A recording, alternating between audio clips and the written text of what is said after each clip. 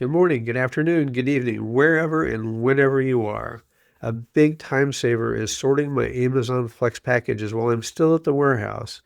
That allows me to pull up to a house, quickly find a package, drop it off, and move on. It saves tons of time. For reference, at our facility, they run a batch system. Everyone loading at an assigned time pulls in together under an awning and pulls out together.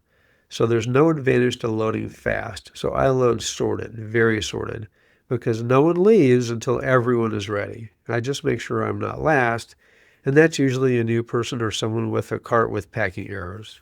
So this is my system.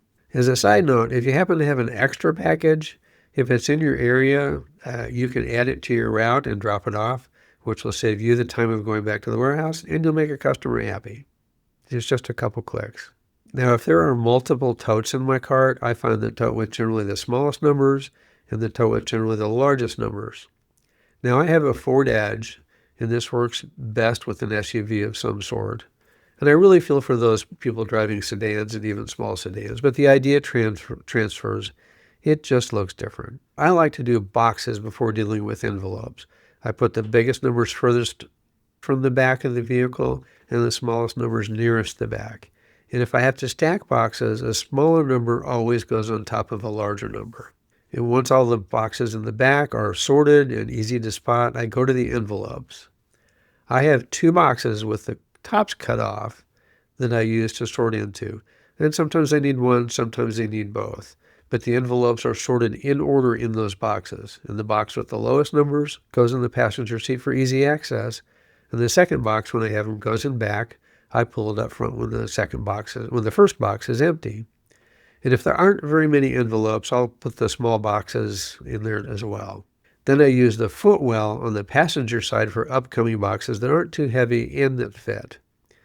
When doing that initial sort, I look for those low number boxes and fit as many as possible in that area.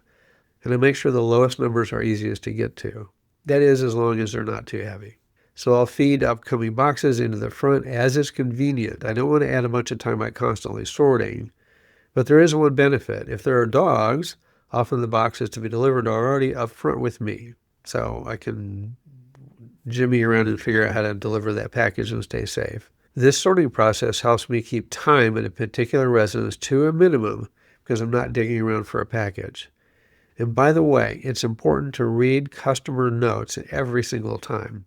They often want packages in a specific spot, behind a fence, at a back door, or leave it at the gate. Follow those instructions.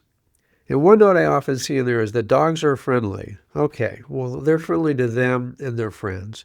There's no telling really how they feel about a stranger walking up to a house. Amazon's constantly warning about dogs, and I'd say believe Amazon. Now, just to avoid getting out of my car with dogs, I've pulled up to coolers in the driveway.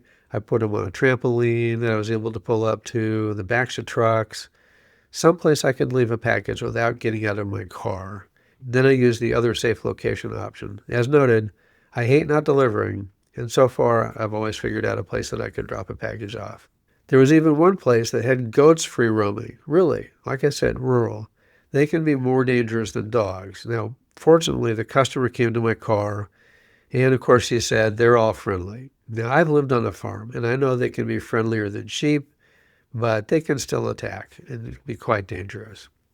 And I do report dogs at home if it isn't already noted, and for some reason, cats are never an issue.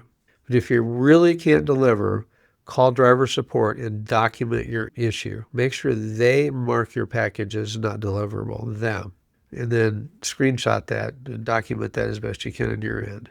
Now, Amazon has the option to call or text a customer. Now, I'm zero for I don't know how many for anyone answering the phone, and I think I've had one person respond to a text. I still do that before calling support because they'll usually ask if that's been done.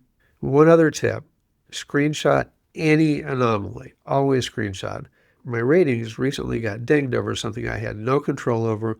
I followed the instructions on the screen to the letter, but I didn't take a picture of it. That screenshot would have proven my case when I appealed. So there you are. Time and miles are money. Managing time and miles turns your effort into more money. So remember, there are two ways to make money: bring in more or have less go out. Time is money, miles is money. You can give yourself a raise by being very efficient in how you do your work. Thanks for watching, and have a blessed day.